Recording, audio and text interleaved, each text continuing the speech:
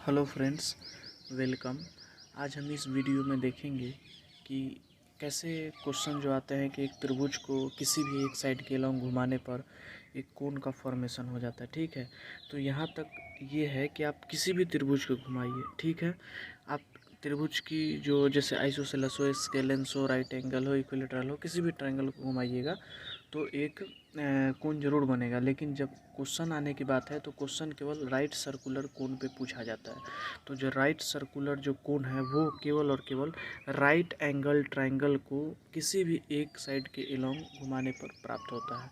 ठीक है, चाहे परपेंडिकुलर के एलोंग घुमाइए, चाहे बेस के एलोंग घुमाइए, चाहे हाइपोटेनियस के एलोंग घुमाइए। इस कॉन्सेप्ट में इम्पोर्टेंट क्या है कि इसमें हमें इस ऐसा एक त्रिभुज दे दिया जाता है और इसके साइड बता दिए जाते हैं और बोले जाते हैं कि कभी इसको लंब के एलोंग घुमाया जाता है, कभी कभी इसको बेस के एलोंग घुमाया जाता है, कभी इसको हाइपोटेनियस के एलोंग घुमाया जाता है। तो कौन जो बनेगा उसका कभी टोटल सरफेस एरिया पूछ लेगा, कभी लेटरल सरफेस एरिया पूछ लेगा, कभी वॉल्यूम ऑफ कोन पूछ लेगा। ठीक है, तो बेसिकली हम लोग को फाइंड क्या करना है, वो कोन की हमको रेडियस और हाइट पता करनी होती है।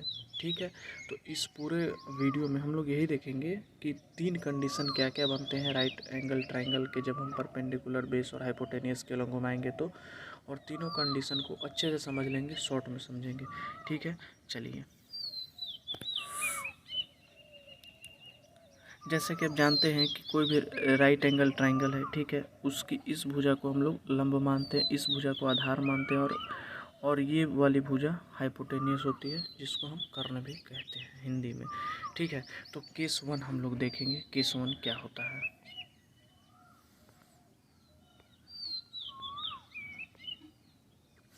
केस वन ये है जब परपेंडिकुलर के एलोंग घुमाया जाए, यानी कोई राइट एंगल ट्रायंगल है, कोई राइट एंगल ट्रायंगल है।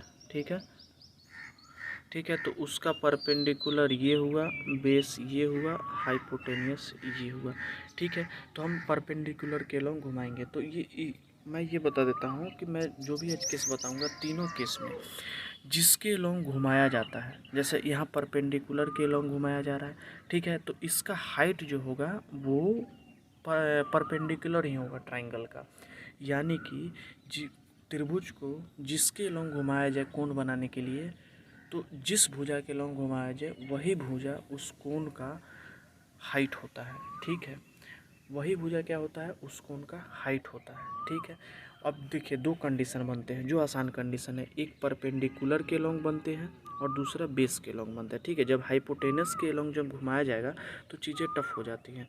ठीक है, तो यहाँ आप देखिए कि जब परपेंडिकुलर, बेस और हाइपोटेनियस, ठीक है, तो जब परपेंडिकुलर के एलोंग घुमाया जाए तो हाइट परपेंडिकुलर ही हो जाएगा, और रेडियस परपेंडिकुलर के एलोंग घुमाया है तो बेस हो जाएगा। क्योंकि देखिए दो कंडीशन आसान होती है, परपेंडिकुलर और बेस के एलोंग जो घुमाया जाता है, एक तो जिसके एलोंग घुमाया जाएगा वो हाइट हो जाएगा और दूसरा जो बच जाएगा वो रेडियस हो जाएगा। ठीक है, तो यहाँ से वॉल्यूम ऑफ कोण हम आसानी से कह देंगे 1/3 πr²। ठीक है, एग्जाम्पल से बहुत ज़्यादा क्लियर होगा। ठीक है, मैं दिखाता हूँ आपको एग्जाम्पल। जैसे यहाँ अगर एक समकोण त्रिभुज को लंब के अधीन घुमाया जाए तब जो निर्माण हुआ शंकु है उसका आयतन ज्ञात करें। समकोण त्रिभुज की जो भुजाएं हैं 3, 4 और 5 दी गई हैं। ठीक है, यहाँ पे आधार जो है 3 है, लंब जो है 4 है और कर्ण जो है 5 है। तो जब देखिए किसके एलोंग घुमाया जा रहा है, लंब के अधीन घुमाया जा रहा है, तो यहाँ पे जो हाइट होगा वो क्या होगा, लंब क्या है 4, ये 4 हो जाएगा। ठीक है, और बच कौन सा गया, लंब और आधार में से 3 बच गया, तो यहाँ पे जो इसका रेडियस होगा, वो क्या हो जाएगा, 3 हो जाएगा। और वॉल्यूम ऑफ कोण क्या होता है, 1/3 πr²। 1/3 का 1/3, पाई का पाई हो गया, r², r यहाँ पे 3 है तो 3 का स्क्वायर 9 हो गया, और h कितना है, 4 है। ठीक है, तो यहाँ से 3 बार में 9 कट जाएगा, 3 3 के 9, 4 तिया 12 पाई, इसका आंसर हो जाएगा। ठीक है, जैसे क्या करना है कि जब भी लंब के और आधार के अधीन घुमाए, तो ये दोनों जो केस होती है आसान केस होती है। जिसके अलॉन्ग घुमाया जाएगा वो उसका हाइट हो जाएगा, और जो एक बच जाएगा वो उसका रेडियस हो जाएगा। ठीक है, बार बार बार बार आप यही कीजिए कि जिसके अलॉन्ग घुमाया जाएगा हाइट हो जाएगा, और जो बच जाएगा वो रेडियस हो जाएगा। ठीक है, आप इसको विजुअली भी, आप अगर विजुअल से मतलब एक राइट एंगल ट्रायंगल पेपर में कट करके आप वहाँ से भी देख सकते हैं कि कौन सा हाइट होता है, कौन सा रेडियस होता है। ठीक है, चलिए अब हम दूसरा कंडीशन देखेंगे जिसमें बेस के अलॉन्ग घुमाया जाएगा। ठीक है, जिसमें किसके अलॉन्ग, आधार के अलॉन्ग घुमाया जाएगा। जब त्रिभुज को बेस के अलॉन्ग घुमाया जाए, किसके लिए, कोण को बनाने के लिए, शंकु को बनाने के लिए। तो जब बेस के अलॉन्ग घुमाएंगे तो हाइट क्या हो जाएगा, ये तो जाहिर सी बात है बेस ही होगा। और बेस हो गया तो बचा कौन, परपेंडिकुलर बच गए। याद रखिए, इसमें जब परपेंडिकुलर के लंब के अलॉन्ग घुमाया जाए या आधार के अलॉन्ग घुमाया जाए तब हम हाइपोटेनियस का कोई यूज नहीं है यहाँ पे। ठीक है, आप खाली ये याद रखिए, जिसके अलॉन्ग घुमाया जाएगा वो हाइट हो जाएगा और जो बच जाएगा वो रेडियस हो जाएगा। ठीक है, तो यहाँ पे बेस के अलॉन्ग घुमाया गया है तो हाइट क्या हो जाएगा, बेसी हो जाएगा, और रेडियस क्या हो जाएगा, परपेंडिकुलर हो जाएगा। ठीक है, मैं ये क्यों बता रहा हूँ, क्योंकि जब एग्जाम में हम लोग रहते हैं तो भूल जाते हैं किसके अलॉन्ग घुमाया जाए तो हाइट क्या होगा। ठीक है, फिर हम लोग कम से कम 20-30 सेकेंड थोड़ा सा विजुअल चेक करने में, थोड़ा सा विजुअल दिमाग अपना लगाते हैं, फिर पता चलता है कि अच्छा यही हाइट होगा इसका। ठीक है, तो यहाँ से क्या होगा कि जो हाइट होगा, जब बेस के अलॉन्ग घुमाया जाए तो हाइट क्या हो जाएगा, बेसी हो जाएगा, और बच कौन सा गया, परपेंडिकुलर, तो रेडियस क्या हो जाएगा, परपेंडिकुलर ही हो जाएगा। और वॉल्यूम ऑफ कोण तो पता ही है 1/3 πr²। मैं केवल वॉल्यूम ऑफ कोण ले रहा हूँ क्योंकि मैं केवल आपको समझा रहा हूँ। आपको जब क्वेश्चन मिलेंगे तो वहाँ टोटल सरफेस एरिया भी पूछ सकता है, लेटरल सरफेस एरिया भी पूछ सकता है, वॉल्यूम ऑफ कोण भी पूछ सकता है। ठीक है, चलिए अब इसका एग्जाम्पल देखते हैं। अगर एक समकोण त्रिभुज को आधार के अधीन घुमाया जाए तब शंकु जो निर्माण हुआ है, शंकु उसका आयतन ज्ञात करें। ठीक है, तो ये एक बनाया गया है राइट एंगल ट्रायंगल समकोण त्रिभुज। इसका आधार जो है 3 है और लंब जो है 4 है और कर्ण जो है 5 है। ठीक है, तो हम यहाँ से लिखेंगे कि शंकु का जो हाइट होगा, अब जिसके अलॉन्ग घुमाए, जिसके अधीन, जिसके अलॉन्ग घुमाया गया, यहाँ पे आधार के अधीन घुमाएगा तो आधार इसका क्या है, 3, तो हाइट क्या हो जाएगा 3, और रेडियस बचा हुआ क्या है 4, तो रेडियस क्या हो जाएगा 4। अब इसका हम लोग लिख देंगे वॉल्यूम 1/3 का 1/3 पाई का पाई। आर यहाँ पे 4 है तो 4 का स्क्वायर 16, और एच क्या है 3, 3 का 3 लिख दें, 3 से 3 कट जाएगा, 16 पाई इसका आंसर हो जाएगा। मैं ये उम्मीद करता हूँ कि आपको ये कंसेप्ट समझ में आ रहा होगा। ठीक है, अब ये दोनों कंसेप्ट हैं जो आसान है, जो आराम से बन सकते हैं। आप चाहे आपको पता भी न हो तो आप विजुअल थोड़ा कॉमन सेंस लगा के थोड़ा सा आप कर सकते हैं।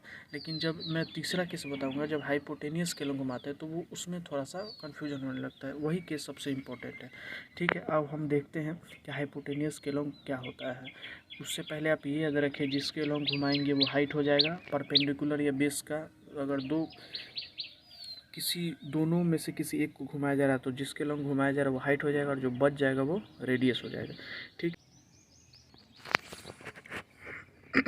चलिए अब हम केस 3 देखते हैं, जिसमें क्या होता है कि जिसमें जो राइट एंगल जो ट्रायंगल है उसको हाइपोटेनियस के लॉन्ग घुमाया जाता है। ठीक है, तो इसमें कौन सी चीज़ें भिन्न होती हैं, जब परपेंडिकुलर और बेस के लॉन्ग घुमाया जाता है, जब लंब और आधार के लॉन्ग घुमाया जाता है, तो उससे ये कैसे डिफर करता है।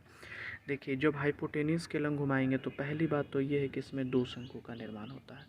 उस दोनों केस, प्रत्येक केस में केवल एक शंकु का निर्माण हो रहा था। ठीक है, इसमें 2 शंकु का निर्माण होता है। ये देख लेते हैं कि कैसे 2 शंकु का निर्माण होता है। ठीक है, यहाँ हमने एक लंब समकोण त्रिभुज लिया है ABC। इसको हमने ऐसा बनाया था कि हम AC के लंग घुमाने का जो प्रक्रिया है उसमें इमेजिन कर सके कैसे घूमेगा। ठीक है, अब ये AC हमारा यहाँ पे सीधा हो गया। ठीक है, अब इसके लंग घुमाना है।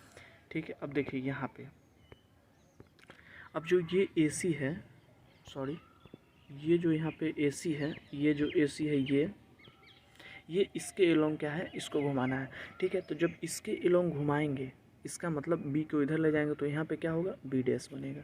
ठीक है, तो इसके एलोंग जब घुमाएंगे तो क्या होगा कि इस कंडीशन में हाइट जो होगा, हाइट तो AC ही होगा। देखिए दोनों कोण बन रहा है। अब देखिए दोनों कोण की अगर हाइट जोड़ दिया जाए तो देखने से लग रहा है कि दोनों कोण की हाइट क्या होगी, AC ही होगा। ठीक है, अब चलिए, अब लेकिन बात आता है कि इसका रेडियस हम क्या लेंगे। ठीक है, तो आप अगर कोण देख रहे हो तो ये आप देख रहे हो कि अगर हम इस दूरी को, ये वाला जो दूरी है यही इसका रेडियस होगा। और ये पिक्चर में देखेंगे तो ये जो अगर ये दूरी है तो ये AC पे परपेंडिकुलर होगा, क्योंकि perpendicular distance is always distance always height of triangle always height of cone. ठीक है, अब देखिए अगर हम इस दूरी को निकाल लें जो AC पे परपेंडिकुलर हो तो हमारा काम हो जाएगा, वही क्या होगा, रेडियस होगा। आइए हम इसी का प्रूफ देखते हैं नीचे।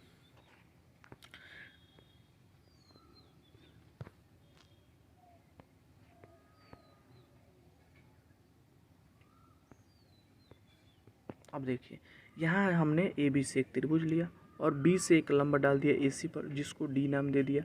अब हम इसको BD निकालने का आसान सा फॉर्मूला है कि हम ABC का एरिया बराबर कर देंगे, एरिया इक्वल कर देंगे। अब चूँकि हम लोग जानते हैं त्रिभुज का क्षेत्रफल होता है 1/2 गुना आधार गुना ऊंचाई, बेस इंटू हाइट, तो 1/2 इंटू AB इंटू BC, जहाँ AB हाइट है और BC क्या है, बेस है। और सिमिलरली यहाँ पे अगर हम AC को बेस माने तो 1/2 इंटू BD क्या हो जाएगा, हाइट हो जाएगा, और AC क्या हो जाएगा, बेस हो जाएगा। तो यहाँ से 1/2 ख़त्म हो जाएगा। ठीक है, और देखिए और हम BD कैलकुलेट करना है तो BD बराबर क्या हो जाएगा, AB इंटू BC बटे AC। ठीक है, BD बराबर क्या हो जाएगा, AB इंटू BC बटे AC। ठीक है, तो देखिए आप अगर ध्यान से देखिए तो यहाँ पे AB जो है क्या है, परपेंडिकुलर है, BC क्या है, बेस है, और AC क्या है, हाइपोटेनियस है। तो वही है BD बराबर P इंटू B/H। तो ये आसानी से निकल सकता है। ये केवल इसका रेडियस निकालने में थोड़ा सा दिक्कत है। रेडियस निकालने के लिए क्या करना पड़ेगा, आधार गुने लंब बटे में कर्ण, इसका आ जाएगा रेडियस। ऐसे ऐसे जो शंकु बनेंगे उसका रेडियस आ जाएगा। इस तरह इस कंडीशन में वॉल्यूम ऑफ कोन भी हर जगह सेम ही होता है, 1/3 πr² होता है। ठीक है, ये आप याद रखिए। चलिए अब एक हम एग्जाम्पल देख लेते हैं कि कैसे क्या होता है। ठीक है, अगर एक समकोण त्रिभुज है को कर्ण के अधीन घुमाया जाता है शंकु बनाने के लिए, तब बने दोनों शंकु का आयतन, यह देखिए दोनों शंकु का आयतन पूछ रहा है। शंकु का पूछा जाए तो उसको बटे में 2 करना पड़ेगा, जो ओवरऑल जो वॉल्यूम निकलेगा। ठीक है, देख लेते हैं कैसे हम 2/2 करेंगे। ठीक है, तो यहाँ पे देखिए हमको समकोण त्रिभुज मिल गया है, जो हर त्रिभुज की तरह जो हम इस वीडियो में ले रहे हैं 3, 4 और 5 ही है। ठीक है, आप दूसरे ट्रिपलेट पे भी ट्राई कर सकते हैं। ठीक है, चलिए अब इसका हम देखते हैं। इसका अगर हम BD निकालें, चूँकि इस प्रकार के त्रिभुज में सबसे ज़रूरी क्या है, BD निकालना। चूँकि हमको हाइट पता है, हाइट हाइपोटेनियस ही है, तो BD क्या है, BD होगा perpendicular into base by height, तो 12/5, 3 गुने 4, 3 चौक 12, अब भागा 5 से कर देंगे 12/5। वॉल्यूम ऑफ कोन कहता है 1/3 πr²। देखिए यहाँ पे R क्या होगा, 12/5 हो गया, और हाइपोटेनस क्या हो गया, हाइट क्या हो गया, त्रिभुज का हाइपोटेनियस 5 हो गया। तो वॉल्यूम ऑफ कोन क्या हो जाएगा, 1/3 πr²। तो 1/3 पाई और R की जगह क्या रखेंगे, 12/5 का स्क्वायर गुना H। ठीक है, अब 12/5 का स्क्वायर, 12 का स्क्वायर 144, और 5 का स्क्वायर 25 होता है। ठीक है, तो यहाँ हो जाएगा 144/5 गुने में 5 क्या है, इसमें से जो 1 5 जैसे नीचे में 5 है तो 2 5 है, तो 1 5 से 1 5 कट जाएगा और केवल 1 5 बच जाएगा। तो 144/5 गुने 1/3 गुने पाई। ठीक है, तो यहाँ से 3 से ये काट देंगे तो 48 बार में कट जाएगा। ठीक है, 48 बार में कट जाएगा तो 48 π/5 सेंटीमीटर क्यूब। ये क्या आ गया, ये जो है दोनों कोण का आ गया। अगर हमसे एक कोण का पूछता तो 48/5 में 1/2 से गुना कर देते, 2 से 24, 24/5 पाई को भी भूलना नहीं है, पाई सेंटीमीटर क्यूब आंसर हो जाता है। ठीक है, आशा करता हूँ वीडियो अच्छा लगा हो। ओके, धन्यवाद।